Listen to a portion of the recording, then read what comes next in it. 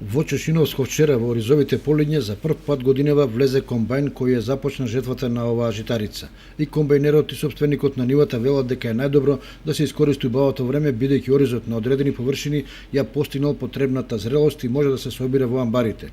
Од сидбата до 24 октомври поминале 150 дена, што е доволно за квалитетна вегетација и оптимална зрелост која гарантира добар рандман. Комбајнирањето, односно механизираната жетва, и оваа есен ќе чини околу 1000 денари за декар во зависност од состојбата со нивата и дали оризот е полегнат или не.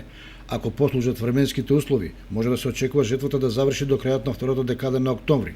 Дотолку повеќе што овогодишната реколта е значително помала од ланската, бидејќи пролетта беа посејани само околу 2500 хектари поради недостиг на вода за наводнување.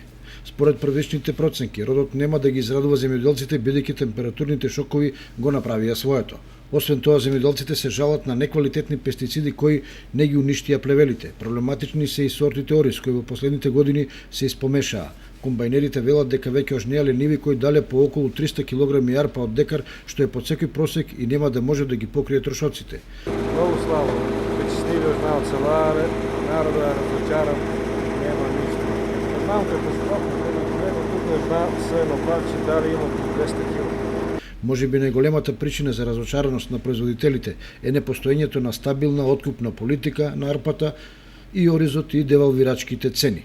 А сето тоа е во целосна зависност од пласманот кој во последните години се одвива отежнато и со многу проблеми. Поради ваквите состојби нема најави за подинамичен откуп на реколтата, како што никој не кажува кои цени ќе важат во откупот и во кои рокови и со што ќе им се исплаќа на земјоделците.